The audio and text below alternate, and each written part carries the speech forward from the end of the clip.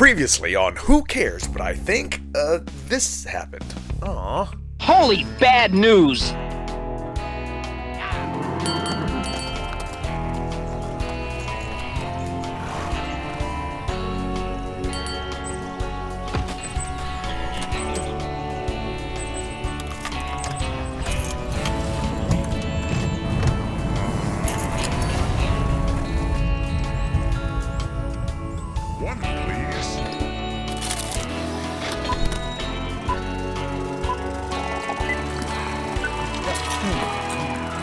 Good show.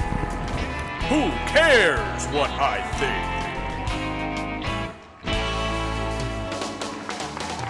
Moonjumper here with part 2 of my look at DC film and television, and more specifically the unfortunate demise of the DC Universe streaming service. A great idea which completely crashed and burned. I believe for a number of self-inflicted reasons. As I said in part 1, this is my own personal opinion and analysis as an actual DC Universe subscriber. I have not taken any polls, I have no unnamed inside sources familiar with Batman's thinking. It's just me bloviating on the internet, who cares what I think. But as a huge connoisseur of DC film and television, yes, that is just a tiny part of my insane collection you are seeing on the screen. I can certainly observe a few things. In part 1, I talked about the vitriolic tribalism which has infected the entire nation, the entire world really, and Hollywood certainly has not been immune. I talked about Wonder Woman 1984 over on HBO Max, which is essentially replacing DC Universe for twice the price. But the point is, the first Wonder Woman film in 2017 was fantastic. It was the classic, iconic Wonder Woman who saved you and fought for you no matter who you voted for. Whereas the second was a 2-hour, $200 million partisan rant, which was no doubt off-putting to a huge portion of its paying audience. Even in the midst of a global health crisis where every film is struggling just to break even, I feel that Wonder Woman 1984 would have fared much more solidly had they simply let Maxwell Lord be Maxwell Lord from the comics. Oh, and maybe just Google how airplanes work, but I digress. So, is that the answer? Did partisan wokeness also help kill DC Universe? Well, to be completely non-tribalist, honest, and fair, no, I don't think so. I honestly don't think woke had anything to do with why DC Universe went broke. The original series DC Universe produced, Titans, Doom Patrol, Swamp Thing, Harley Quinn, were, for the most part, well, apolitical is not quite the right word. They certainly touched upon relevant social issues, as DC superheroes always have for the past 80 years. But unlike Wonder Woman 1984 or the CW Supergirl being overtly hostile to one political party by name, for the most part, the DC Universe original series, to me, came off as non-partisan, and actually pretty fair and balanced on the social-political scale. They actually presented some reasonable give and take in exploring social issues from differing points of view and focusing on good drama and interesting characters. Well, in the case of Doom Patrol, interesting characters, yes, but good drama is questionable in the sense that the whole thing is one big acid trip with plots that only make sense if you're stoned. Easily my least favorite of the DC Universe original series. Well, watch it for some great, even very touching, very tender character moments. Just don't expect any plots to make any sense. But I will give Doom Patrol credit for exploring cultural social issues a little more even-handedly than is typical for the 2020s. There were cases on Doom Patrol where one character goes on a preachy woke rage only to be called out on their own hypocrisy or misreading of the situation. You know, let he is who without sin cast the first stone. And I appreciate that because that is becoming rare these days. the show was still bonkers. But as a mainstream center-right viewer, I never felt like I was being personally, angrily attacked for the crime of giving them money. In my opinion, woke simply was not a primary issue in DCU's downfall. I'd say for DC in the year 2020, it was surprisingly balanced. But that doesn't mean DC Universe was completely in touch with their subscribers or potential subscribers. There are plenty of other ways to alienate your audience besides politics. Something else went wrong with DC Universe. Fuck that man. So another fairly easy answer might be, well, Moonjumper, a DC-only platform, is just too niche to survive on its own. And that's why they did away with it and built HBO Max. And to that I'd say, maybe, but in an era when a show or movie is practically considered niche because it's not a superhero show, I don't know. I'm not sure I buy that. So, okay, let's look at HBO Max. Let's talk about it. What's attractive about HBO Max? At $14.99 a month plus tax compared to $7.99 for DC Universe. Is it the glory of thy name, HBO? Well, notice that WarnerMedia is not promoting HBO Max with reruns of the now passé Game of Thrones or The Sopranos from 20 years ago. About the only two HBO original series that average non-HBO subscribers have ever even heard of. And that's not much of an exaggeration if you really want to talk about niche. Now, Chernobyl was a fantastic miniseries. I'd argue one of the best docudrama miniseries ever made, and HBO did that. But I already have that on Blu-ray, and I've never even been an HBO subscriber. Even though HBO has been around since 1972, literally my entire life, I have never been a subscriber, not once ever, and I'm hardly alone. They're not promoting HBO Max with HBO original content. They are promoting HBO Max almost exclusively with DC content. The Snyder Cut, an upcoming Green Lantern series, former DC Universe original content, Titans, Harley Quinn, Doom Patrol, and much to the chagrin of struggling theaters, Wonder Woman 1984, as I was just discussing. Tell me again that DC superheroes are just too niche to promote a streaming service. And in the case of HBO Max, a way overpriced streaming service, I believe, with the wrong name. Seriously, in my opinion, calling it HBO Max seems like a major branding misfire for WarnerMedia, as if the name HBO will be the biggest selling point to all the millions and millions of people like myself who weren't already subscribed to HBO in the first place, either through cable or HBO Now for cord cutters.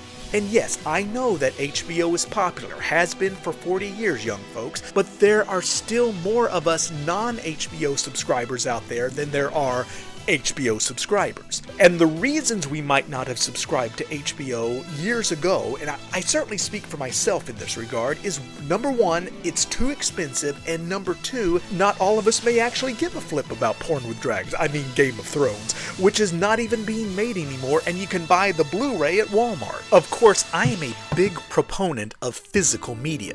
While streaming offers a certain amount of convenience, you save a few steps pulling it from the shelf, fumbling with the box and the disc, but the difference is that disc will always be there. Once you own it, it cannot be canceled, altered, censored, or simply just pulled because the distribution rights have expired. Like what happened to me on DC Universe watching the old Aquaman cartoon from Filmation. I was just 5 episodes into it when DC Universe pulled it, so I ended up buying the DVD set just so I could see the rest of it. So now I'll always have it. Sure, eventually the format may be obsoleted, so worst case you may have to find something to play it on, but I still have working VCRs and every commercial VHS tape I've ever owned. Blu-ray players remain backwards compatible for DVDs, even CDs. Just take good care of your equipment and they'll last a very long time, and if necessary, you can always still find them. And one thing I pretty well guarantee is that Blu-ray or DVD box set in your collection is going to be accessible to you for far longer than the streaming rights of your favorite show will be available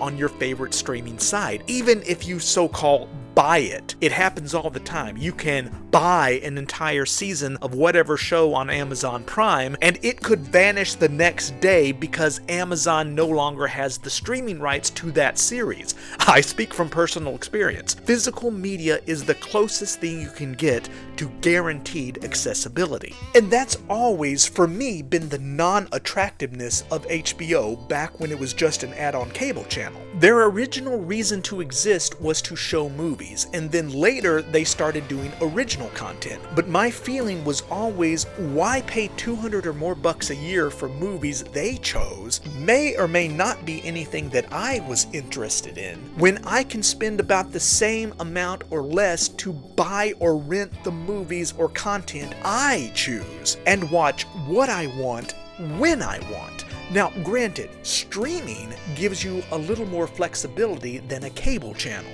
but they are still charging roughly the same amount for them to choose the content, and maybe there will be a couple of things on there I might want to check out, or maybe not. So why should those of us who didn't care to subscribe to HBO in the past now want to pay $14.99 a month? And wait, don't forget sales tax. In Texas, it's 8.25%, so unless there's a tax break I don't know about, again, correct me if I'm wrong, I'm assuming $16.23 a month for HBO Max here in the state of Texas, when so many of us weren't interested in or could not afford HBO in the first place. To me, it just seems like a very strange branding and marketing strategy. To be attractive to a non-HBO subscriber, that potential subscriber needs to be aware and sold on the idea that he isn't just subscribing to HBO, which he could have done at any time, so why now? Well, I, for one, might be attracted to 100 years worth of Warner Brothers legacy film content, the great black and white classics pulled out of the old vault, and to be fair, I did notice the other day that they actually are advertising HBO Max's classic Warner Brothers film collection on Turner Classic Movies, which WarnerMedia also owns. But as big of a cinephile as I am, do I want to spend $16.23 a month when there's so many other sources for that material, including TCM itself and the TCM Roku app, which comes included with my cable subscription, not to mention my own growing collection of classics. That's just speaking for myself. Folks, Disney Plus, which has at least as much legacy content as HBO Max, is $6.99 a month. That's even $1 cheaper than DC Universe was. Although I think I saw that Disney Plus may be going up $1, so maybe it'll be the same as DC Universe. And what is HBO Max's biggest selling point? The selling point they're really pushing. It's not Game of Thrones reruns. It's not Casablanca. It's DC content. DC is what HBO Max is pushing to attract non-HBO subscribers for $15+ a month, when Disney Plus will give you the entire MCU for $7. And what is Disney Plus's biggest selling point besides Star Wars? It's Marvel. It's not Mary Poppins. It's not Bambi. It's Marvel. Because in today's mainstream entertainment, superheroes are anything but niche. Today's superheroes are like the westerns of the 1950s. It's become the #1 entertainment genre. In other words, Batman sells. The majority of programming on the CW are DC superheroes, including not just the Arrowverse, but now even titles originating on the now defunct DC Universe streaming service, which are now airing on the CW. Superheroes are mainstream and people are willing to pay for them, but I do not want to pay $16.23 a month when I was paying half that for DC Universe, specifically for the content I was most interested in. DC content, including, and this was the stroke of genius, 80 years of the DC Comics catalog online. You're not getting that with HBO Max. The concept of DC Universe, I think, was a stroke of genius, and yet it failed and failed miserably. Or did it? After all, you could also say that, hey, Moonjumper, you just laid it all out. Superheroes are popular. You were paying a reasonable $7.99 a month. Actually, wrong.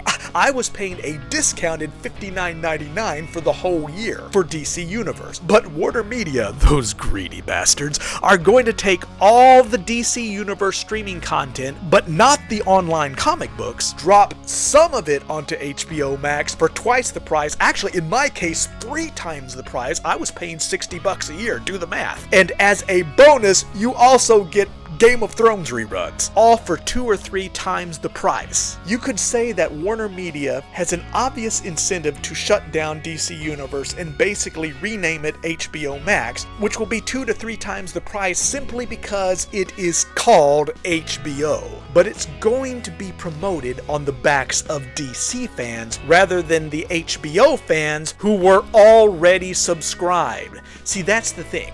Correct me if I'm wrong, but it is my understanding that HBO Max does not cost any extra if you're already an HBO subscriber. So yes, this could be a completely cynical move on the part of WarnerMedia to suck DC fans, which is a huge audience, into a more expensive streaming service, 2 to 3 times more expensive than DC Universe. And there probably is something to that, but again, I don't completely buy that as the answer either, primarily because DC Universe was never successful. Nobody but me and like 12 others signed up for it. So why would you try to build a more expensive DC-based streaming service when the cheaper priced one didn't gain any traction? Who cares what I think, but that doesn't make any sense to me. But then you also have to wonder, why did no one sign up for a reasonably priced streaming service featuring what is currently the most popular media genre in America, superheroes? It must have been that potential customers found the content offered by DC Universe either unappealing or somehow not appealing enough. Put it this way.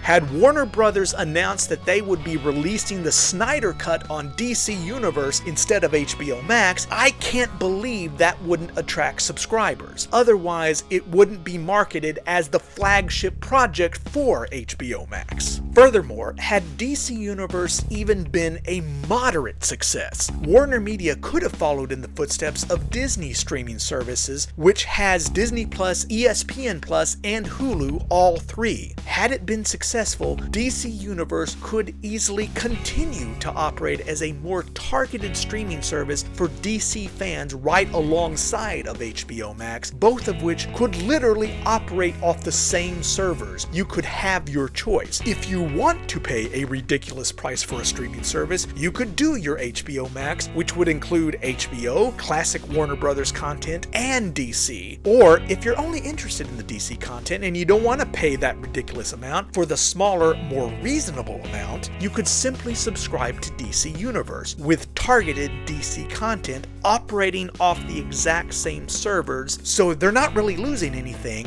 especially if they were to stagger the premieres. Maybe the DC content premieres as an exclusive on HBO Max, but will eventually find its way to DC Universe after a certain amount of time, like say the following season. And that would not have been unreasonable. Pay a smaller amount for delayed content or the bigger amount for instant gratification, all coming off the same servers. What would they have to lose? At the moment, they're not gaining any HBO fans because they were already subscribed, but they are probably losing, or at least not attracting, a lot of DC fans who aren't interested in paying $16 a month when they didn't bother paying half that for DC Universe. And yeah, I know there's some bigger stuff coming to HBO Max. The Snyder Cut, Green Lantern. I just saw that there's a new animated Aquaman series coming to HBO Max, but like I discussed in part 1, and I'm going to be doubling down on it in part 3, will your kids be able to watch it? We'll see. But regardless, they could have put any of that on DC Universe, targeted specifically at DC fans. But how many former DC Universe subscribers, the handful of us that exist, are interested in paying twice or even 3 times the price for part of the same content? Jury is out, I guess. But again, it's not Game of Thrones or Casablanca that HBO Max is trumpeting. It is DC content. DC Universe, in my opinion, didn't fail because Batman is just way too niche. Clearly, Batman sells. Everyone loves Batman. Nor was DC Universe shut down simply to make room for HBO Max at twice or even 3 times the price. DC Universe failed because DC fans did not sign up for it. And I believe the most likely reason DC fans who love Batman, who love Superman, Wonder Woman, Aquaman, Green Lantern, and yes, they want their kids to love those characters as much as they do, chose not to sign up for DC Universe. Because after all, the very first message DC Universe went out of their way to impart to you, potential subscribers, was "Fuck Batman." Yes, ladies and gentlemen, the infamous trailer heard round the world advertising what was to be, upon its very launch, the channel's flagship original series, Titans, which thrilled critics throughout the blogosphere but made the jaws of every mainstream parent of small, impressionable children drop to the floor in stunned disbelief. But who cares what your potential customers think? Holy ego! Still, coming up in part 3 of What Killed DC Universe, we're going to talk about it anyway. In part 3, we will leave HBO Max behind and look directly at the variety of DC programming actually offered by the former DC Universe streaming service, ranging from classic Filmation and Hanna-Barbera cartoons, rare live-action classics,